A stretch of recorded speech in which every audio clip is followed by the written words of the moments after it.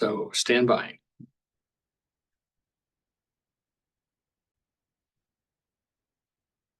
Okay. Welcome, everybody. Good to see you. Let me put my glasses on. Oh, now I can see you better. So how did the PDR reports?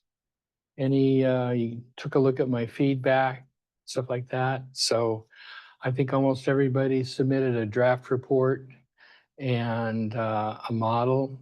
And you guys have done a good job of including both that in your project reports. So you guys haven't given me a draft report yet. So, but you've done the slides and everything. So, okay. So let's see here. Where's my slides?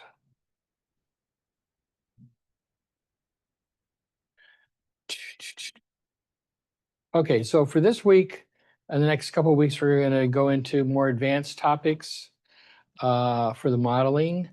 And I'm going to share with you some of the information I got from the conference, the MBSE conference I went to, and share some things about that. Methodologies, version 2.0 coming down the pike, and we'll eventually be talking about execution too. So let's see.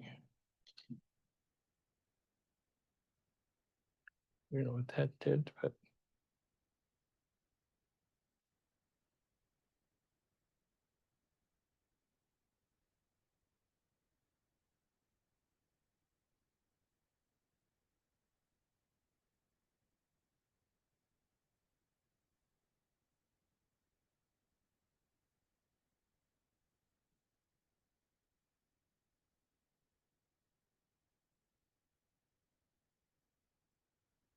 okay. So these are, we'll talk a little bit next week or two about the final reports too. And I've posted I think it'll be available tomorrow. The assignment for the final assignment. Okay. And you've got to the end to what, Tuesday, I think, tomorrow, to submit your project reviews. Not sure if I made it, how far I made it, but I did extend that, I think, to the 25th. Maybe that's Friday. So got a little more time to do that. So we're going to talk a little bit about model methods.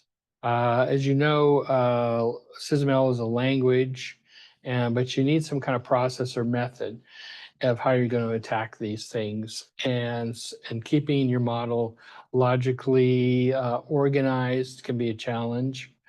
So when you explain it to someone or put it into a report, you can kind of go through, in a sense, from like top to down descriptions. Okay.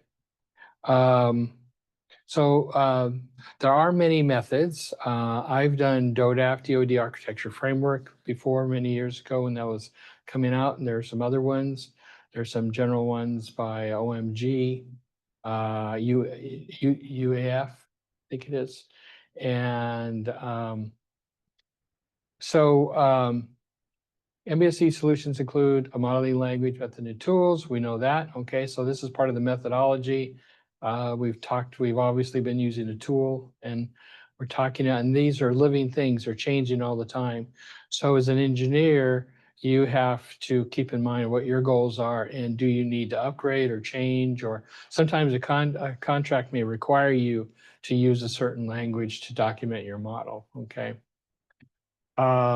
You also have domain knowledge that you're going to aggregate, and that's obviously the information you're going to be putting into your model. So that's kind of a third part.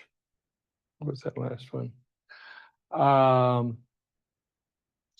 Okay, so 5100 is a lot of that knowledge that we've learned about the processes, and we're applying that to this. So here's a good graphic of the process, the MBSE solution, finding it, where you have these pillars or elephants if you choose, language, method, and tools, and how do you accomplish that? So we've been using SysML And notice that says V2, but we've been using like 1.6, 1.7, the most current version of the V1 version. And but V2 is coming. So that's the tool, that's the language. And the tool we've been using is CATIA's SOS, System of Systems Architect, which is a very capable tool with lots of functionality, okay? And you notice it says 24x. That's the 2024 is the current version of that. We're in 22x right now. And every year they add some more features and they may update. So this is 24x version is the one that's probably going to first, well, it's probably going to be 26 where you actually see V2 capability. 24 doesn't have it. I've done some demos of V2 through the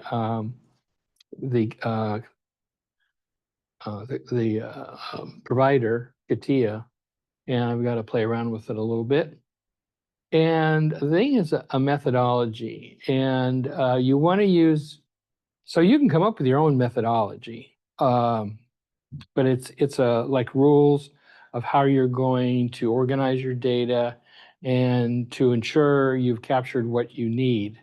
So methodology is also usually tailorable for your particular model. You don't actually have to have everything in it, but there in the past there's been several different types of methodology. Zachman framework was one of the first ones. I believe he worked for IBM at the beginning.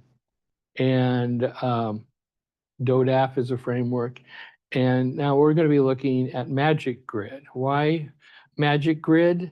It's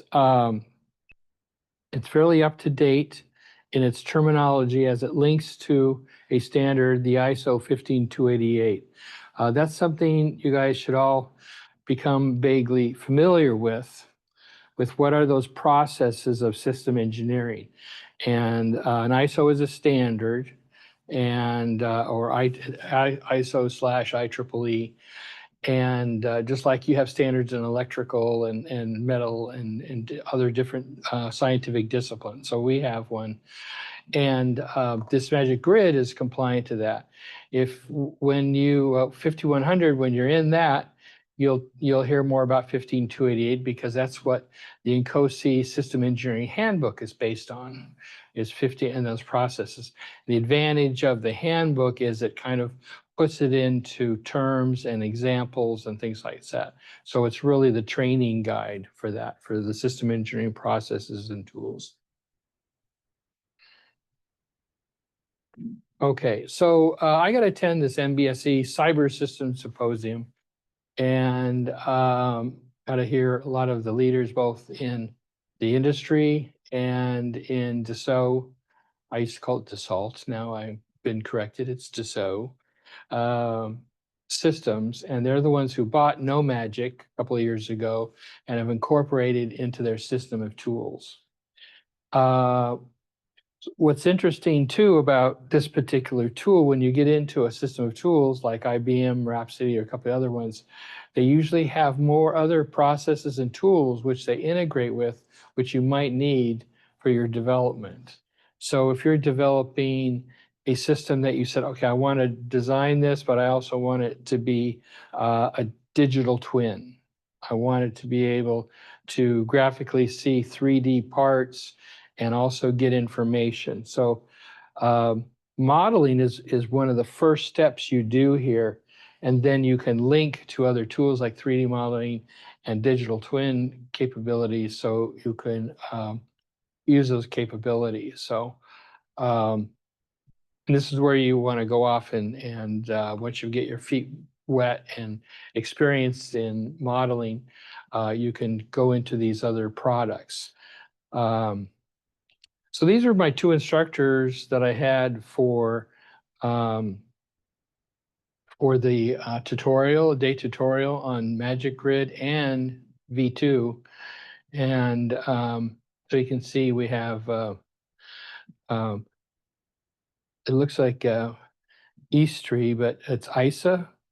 and Sean were the instructors. And I probably captured at best 75% of the information. It was my first time going through a tutorial in a class in a long time. They gave you the tool, they gave you a cool book. Well, they did a PDF of all the instructions and slides, which I have. And I do have a book on MagicGRID. And so I did capture some documentation on this, both the grid and on V2. And we'll talk more about V2 probably maybe Friday or maybe next week, okay? And we'll go into some of those differences. It's nothing that you have to incorporate, but it's good knowledge to have, okay? So these two did a very good job.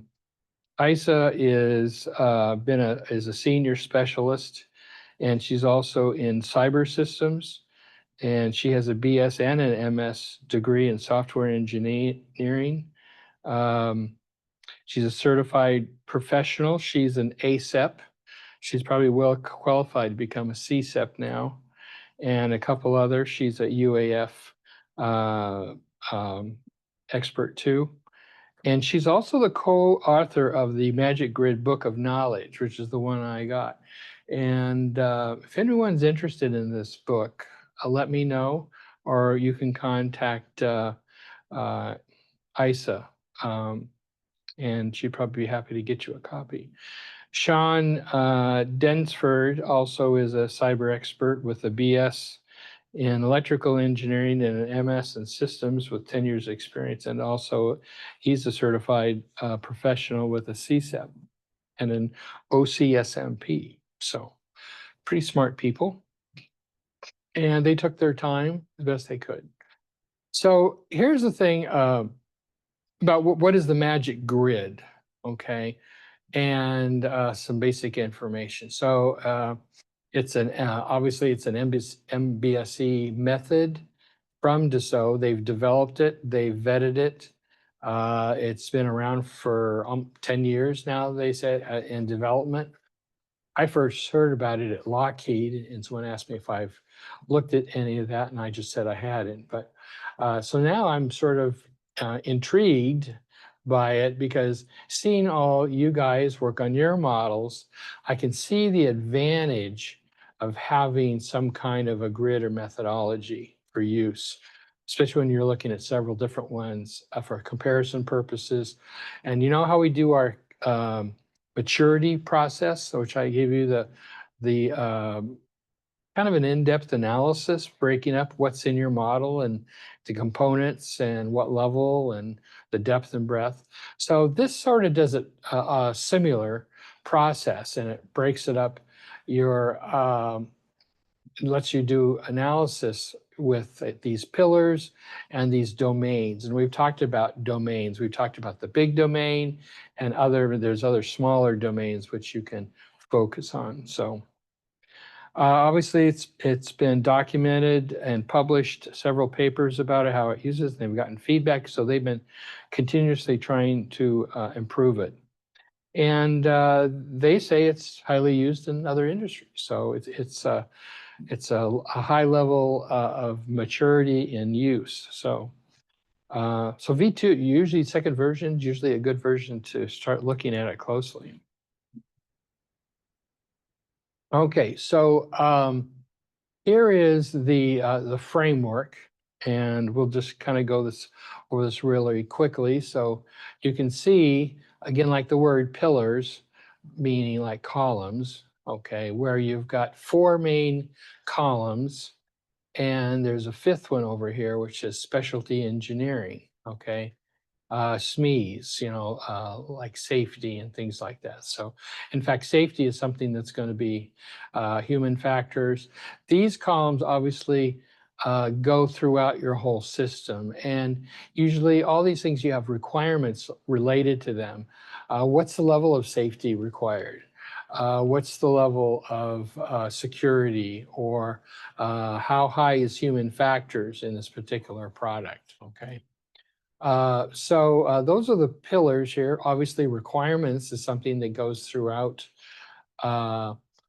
the model, what are the structures, what are the behavior, and what are the parameters. Okay, so those are the columns. Now the rows here are the domain levels. What level are we talking about? So I would call this the level 0, the problem domain, where you're talking about stakeholder needs, okay, operational concepts or ConOps information. What are the needs for the customer at the level 0? And it says what? Transformation of stakeholders, needs, stakeholders. So it's a transformation of the needs going into requirements. Okay, those kind of views. Okay. In other words, if you got a customer need for transporting lots of people, how do you break that down into other requirements that are more specific and testable? Okay, so here's the solution level. Okay, so what does that sort of sound like? It sounds like level 1 and maybe beyond. Okay, because now you're looking at system requirements, which should be related to the needs. Okay, where the system needs to do this, the system needs to do that, and these are usually obviously approved by your customer because these are the goals sort of you're going after. Okay, and then there's this architecture definition and high-level design definitions are basically, and again, system engineers, especially engineers or SMEs, might provide some information, some views and things like that, and some requirements. So, okay, and then here they have an implementation. So this solution can be anywhere from level 1 to level X, okay, depending on the complexity of your system. Hi, Kritika. Okay, and then lastly, this bottom area here, and notice it says model-based design, MBD, is the implementation, maybe your requirements, how it gets implemented, and putting information in here. So I'm going to show you how you allocate information and diagrams for this. So that's kind of the basic view. Now here's kind of a workflow you may want to take a look at. And this is it's not in stone, but it makes sense. And look where it starts with stakeholder needs up here in this corner, where you're going to maybe do some diagrams, some tables of things of what the stakeholder needs are, okay? Which normally are just really special high-level requirements that you would maybe put in a package and name it such and say, here's the requirements that are in specialty needs, okay? And then from here, you can develop a system context view. I really recommend also doing an annotated sketch. I think I made several comments to people in their model of really good annotated sketches, which really clued me in what your project was from a visual. I'm more of a visual. That's why I kind of like the diagramming and viewing. So you notice it doesn't say annotated sketch, but it also relates to the system context. So in your reports, where appropriate, when you're first describing the solution or the problem, okay, this is really part of that view that you can use. And you can put it in your model too, okay? A graphic, and then that can relate to your context diagram. And up here too, notice the use cases are at the highest level where you'd put in your users, your stakeholders, all those people defined in here. And then also some measures of effectiveness, some very high level. What are the measures of effectiveness? So if you're going to design a new bus or something, what are your goals? Are you looking for, why is the old bus not good? You know, is it not as green, not as fuel efficient? Maybe you want to go all electrical, you know, and so at the high level, you can start documenting what those measures of effectiveness are and maybe some high level constraints. So even at this, notice over here, it says black box versus white box too. Okay, so here you could do a diagram because that's what a system context view is a black box where your system, you don't see inside your system, but you see all the stakeholders that are outside your system. Stakeholders are the people that give you requirements to either give you information because they want something out of it. They may fund you They may control you. You know, a government, a local town or something may want all buses painted green. Doesn't have to be green, but they get paid to that. So that's, you know, one of those external things that you want to document and make sure you're meeting them. So notice here it says conceptual systems. So here under the structure column after the context diagram, this actually could be your conceptual level 1 diagram, BDD. Okay, very high level. Functional views are views that are not solid, but you're stating what the function is. Okay, and so putting together, because you may or may not have an idea what that functional view is, and your customer may or may not have a view of what that those conceptual subsystems are, and also doing some kind of functional analysis. Now, we've talked a lot about in 5100 about different ways to analyze functions, the effectiveness, you know, the FFBD, and some of these documents. So you can actually capture some of those documents either in SysML or as a diagram. How many people have ever done an FFBD in SysML? Some people have done it, but it's really a glorified activity diagram. So you could just create an activity diagram, but you could lay it out like an FFBD, because that may be a good way to communicate with your customer or your team, okay? But again, putting it into the model helps you document what these high-level functions. So these are, again, at the high-level area. And the measures of effectiveness, documenting them as either requirements or on a diagram. And then over here, they've got a special column for safety and reliability. You may want to do some diagrams with those kinds of high-level requirements for diagrams. Okay, then down here, so after going this way, all these arrows are going this way. You notice this one goes both ways, the functional analysis. Okay, then you can come down into your solution. So solution implies structure. Okay, now you're getting into maybe a BDD, which has your structural component names, not just functional. Okay, and again, so you're starting off with requirements that are system level or subsystem level, you know, because you can allocate those requirements and create derived requirements, which become subsystem requirements for your systems. And here's where you can document. So if you had a document that was about some system behavior, okay, this is maybe where state diagrams come in important, because a state diagram looks at the different structures and say, what functions, what states is that particular block go through? Okay, on, off, you know, when it's on, it's maybe monitoring something, or it's processing graphics or something. So you can talk about all the different states, okay, at whatever level you want, okay? And so there's all kinds of behavior. And again, what are the system parameters for maybe some of these subsystems?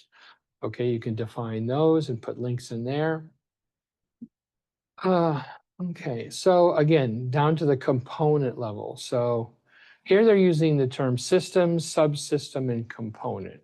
So they're trying to describe three really levels and really more, because a system can be broken up. And this is where you want to show, you know, you can do a big diagram with everything on it, but eventually you want to do a diagram with just a particular view in mind, like system structure. Okay, here's the 5 main components. Okay, and then in the subsystem, you take that component and you decompose that one into its subsystems, like a radio. A radio is a subsystem of something, but it's also made up of parts, okay, like a chassis and inputs and outputs and processing and tuning and things like that. Or you get down to the component structure, and that's usually at the bottom, where you say, okay, here's a component I'm either going to have the engineers make, and you'll describe it almost like a black box again, because you don't want to do their analysis. You want them to build it, but based on your specifications, which what are the inputs, what are the outputs, any other system parameters that you need to give it. Okay, so component is usually the bottom level, specification level. And again, you can do diagrams at that level here, including behavior, not necessarily use cases. Use cases are usually reserved for the user, what the user does. At some point, the system takes over and starts processing based on algorithms that you have, processes you defined.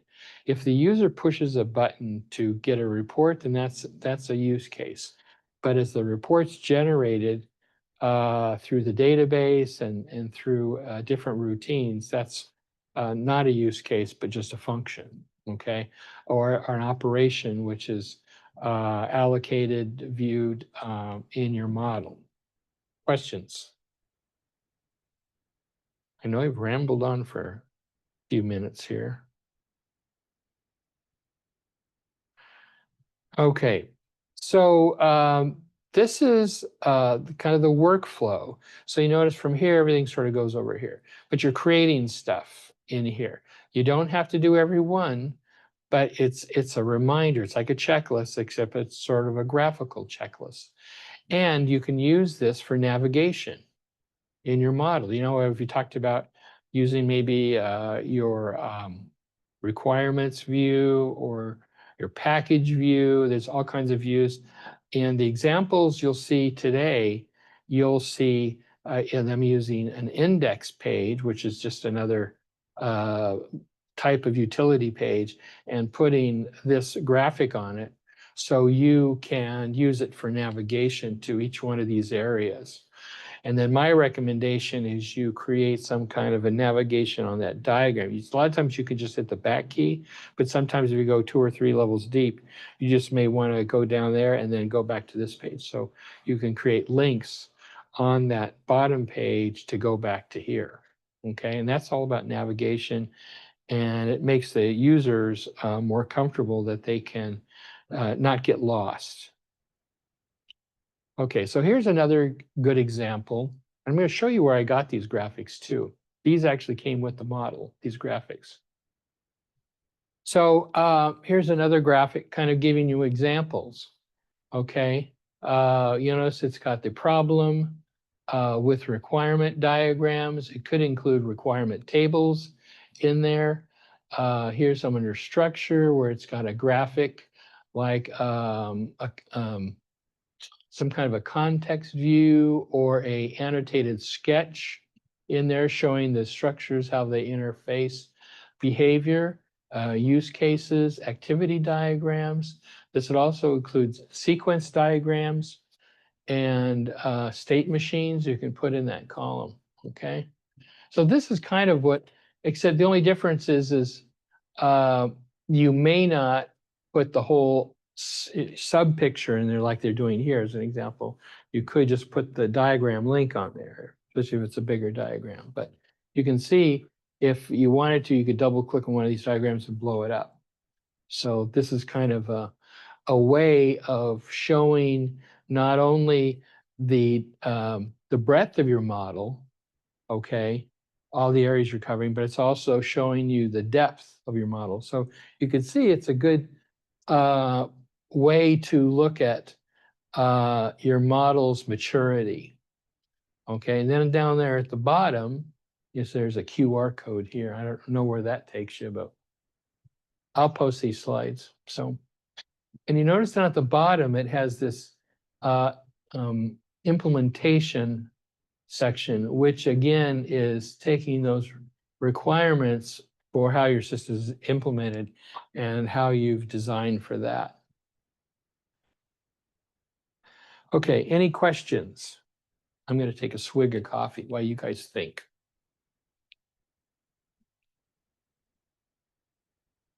So do you guys think you could implement this in your model? How would you put it in your model? Obviously, you don't have to rebuild your model, but how hard is it to rebuild your model? So neither is impossible, but it depends on what you want to do and what your organization is. But this is something I'm going to ask you to incorporate in your model. So we've got 3 weeks left. And this is something I'd like you guys to do for your final implementation. Talk more about that. Okay, so here's the UAF. It's more of an enterprise process or life cycle process. You notice that UAF here goes all the way to sustainment, okay? Includes test, includes integration, implementation, and design. So UAF, which is another kind of an architectural process, okay, shows you kind of a life cycle view. And here this graphic also says, well, where does MagicGRID fit in? And that's where they're saying it fits in the life cycle in the system architecture concept to logic area, okay? And then it's added a couple things like safety, which also obviously safety has to be designed into your model. And then it says SOS architecture. One of our projects that we have for 5900, okay, one of the groups is for system of systems architecture. But you could also use it there, but it's saying you want to do your SOS architecture at maybe at a little bit higher level first. But what's different? Don't know. Okay. If you want to look up UAF, which you've seen it in your model, and I've asked you guys not to, it creates its own category. So, and UAF or Unified Architecture Framework is through OMG, Object Management Group. It's documented there and is a larger lifecycle perspective and useful for enterprise system views. Okay.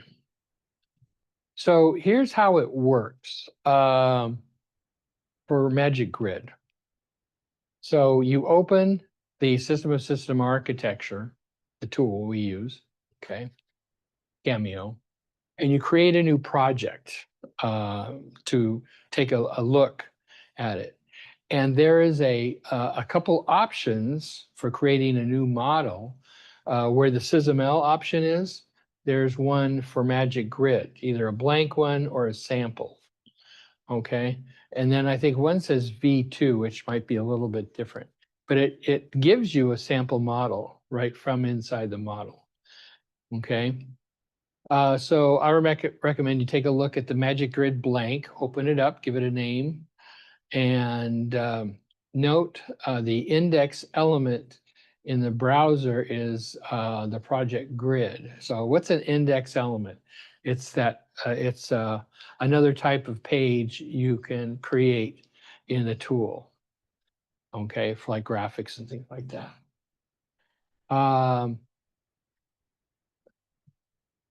So this sort of replaces or augments your, so if you have a system map already in your diagram, I would like you to put one in your model. It doesn't have to replace your system map, but if you don't have a good system map, use the grid. Okay, so it's up to you. But I would like you to put it in the model and augment your model by also using the MagicGRID. Okay, and gives you a chance to compare the capabilities, okay, in your project.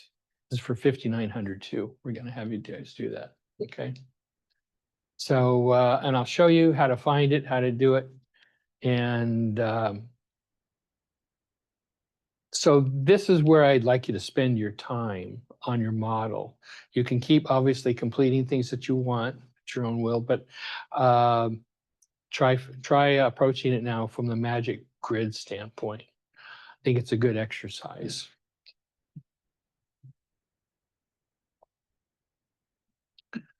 Okay. So you can use this model when you create it as a template for a new one. Remember, we played around with sharing parts or exporting packages or importing packages. You could create it into the new model if you want. It's up to you.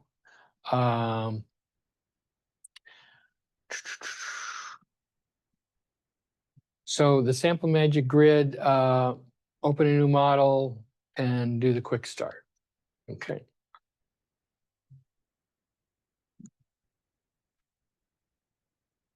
Here's a sample of the MagicGRID browser, the part on the left side of the screen. And so if you pick this, this will be blank, and you can use this as a framework, change the names. But again, similar to the 007, which I think I've showed you before. Again, and it relates to the problem domain, number one, and then you can put black box and white box. So if you had a context diagram, you'd probably put it in the black box part of the problem. You'd keep it in there. White box, obviously you could do, I would say, a functional type composition of your structures and things like that. Where the solution domain, the second part now, is your system requirements. And so, you notice the numbering's weird. 1, 3, 4. Okay. So again, they have so they have 2, which is your domain. Then they have 2.1. So these are arbitrary, but and then they have 2 and 3 below that one. So I guess that would 2.2 or 2.3. I'm not really sure. So that part is a little weird. 2.2 is your subsystem. So it's another level down. You may or may not need these, and you can rename it. Okay, it's just a framework down to the component level. And then again, there's that fourth level of implementation.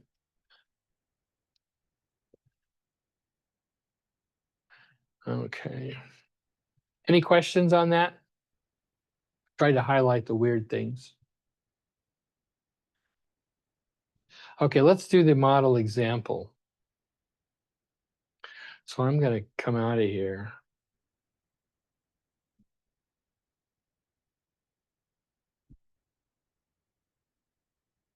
And I'll have to reshare again.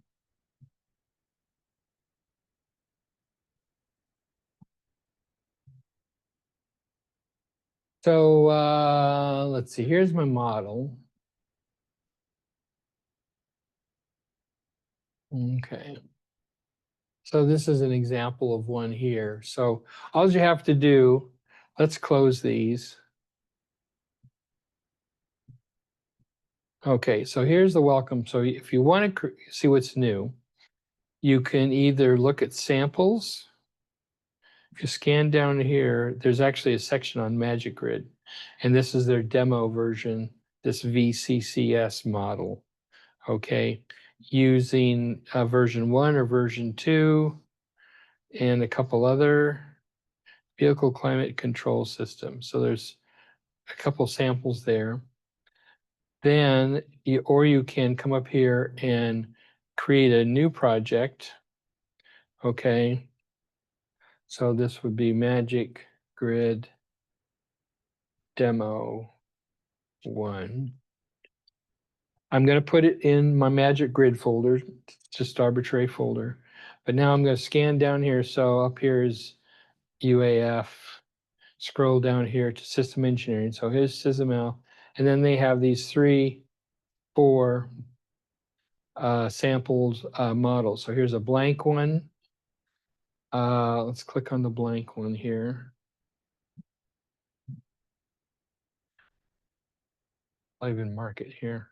Probably the same name as another one, but. Nice, you didn't share your screen. Thank you.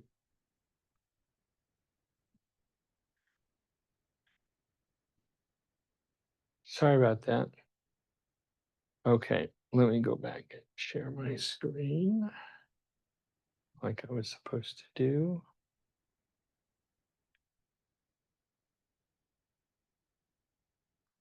Okay, I'll show you again here. We're creating a new model. So here's create a new project. And I selected down here where it says SysML, System Engineering here, group of templates. These are all templates. So I selected this MagicGRID one, gave it a name, put it in a location. Okay. And after I do that, I created a model, and I'll just grab it now. Demo one. Okay, so I created it. So here again are here's the grid here. And this one, if you look in it doesn't have any diagrams in it except for one index. Okay. And so, but it has the shell already built for you for putting diagrams in wherever you want it, depending on the level. So you can actually indicate the level by where you put it, not by what you name it. Okay. But I would always put more information than needed. So, so what is an index? If you go to model and create a new, let's see, is it a diagram or is it an element? It's probably a diagram.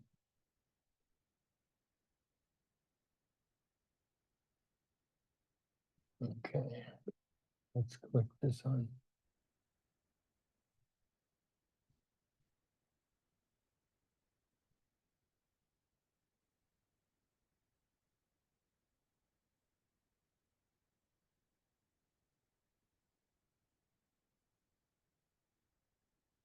Let's see if we.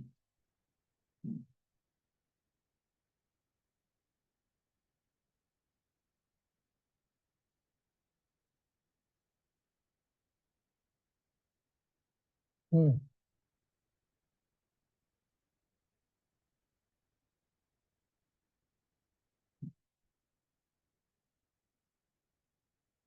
Yeah, I'm not sure why it wouldn't show up there. I guess it's not an element. I would think it was a diagram, but so this says index. Says context diagram index is the type of diagram it is. And these are the things you can use on it. Context, content type. Oh, maybe it's content type.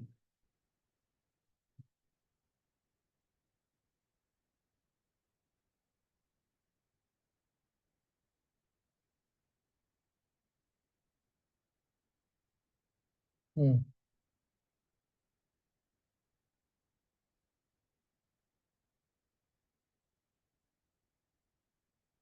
Okay, a little bit different. So I'm not sure how you create that yet. We'll have to figure that out. First one who figures that out, text me.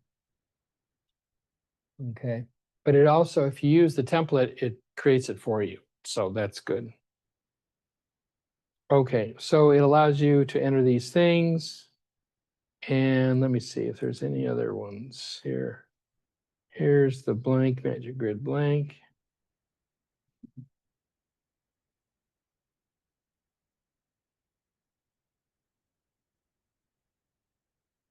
So here's one with an index. You know, one thing you can always create a duplicate of something by hitting Control C and hit model, hit Control V. Voila, I created a new index. You just copied it. It's the same, but you obviously can modify it if you want to. But if you didn't have it, how would you get it? So we'll have to figure that out. Okay, so here you have the problem. So you notice this one here has, so it's MagicGRID and then it has a title up here. So this should be your title. And that's usually a text up there where it says it. And this one has a particular welcome here. But you notice here that in each one of these squares, there's a link to some diagram or table or something. So like here's stakeholder needs. So I double click on that. Now I've got another content diagram, which is showing you a table of requirements that are called stakeholder needs. Okay, so that's how you can add those in. Data Hub is another tool you might want to be able to use if you're using more requirements. We don't actually have a license for it, but you can read about it. Okay, so here's our context. Here's under behavior, under black box, we have the problem where you've got the use cases, and here's a use case scenario. And what's the big difference between a scenario? It's usually like well, here it's an activity diagram, but it's a kind of use case where it's very specific in its flow. Okay, in other words, you assume, okay, Bob's going to drive his car to Ithaca and back. Okay, it's a very specific activity with one particular flow, and it usually has a positive outcome. It's like the planned version, okay? So to get back here, I can use the arrow here to get back to this.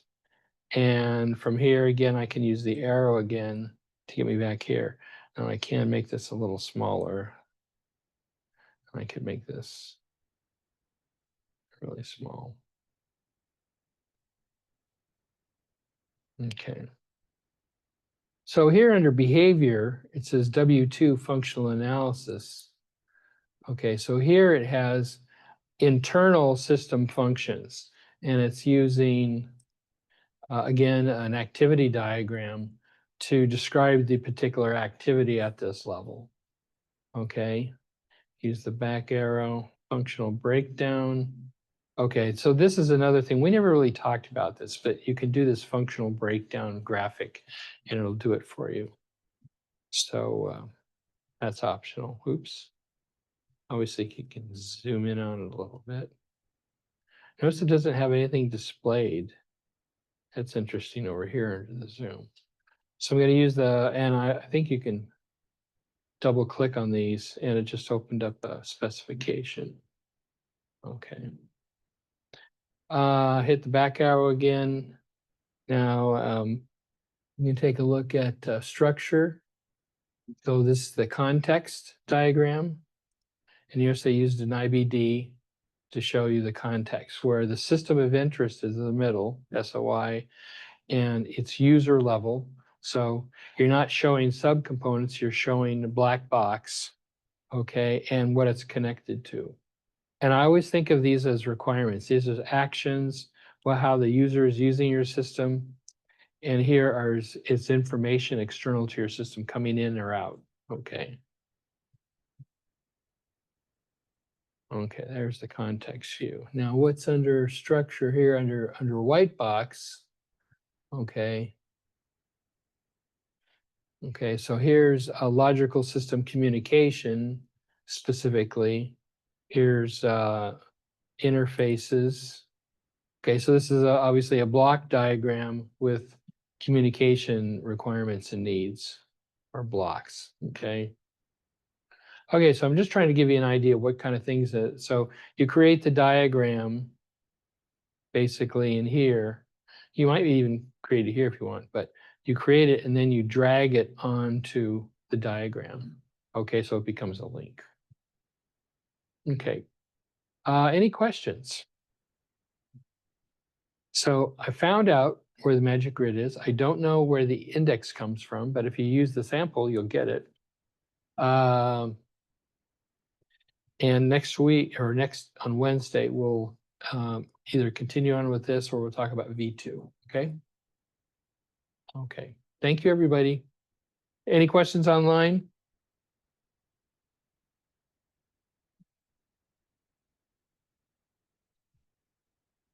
Ihan, any questions? I want you to know I liked Ihan's presentation. I thought it was very good. Yes. Did a lot of extra work on that. Okay, everybody. Talk to you later. Bye.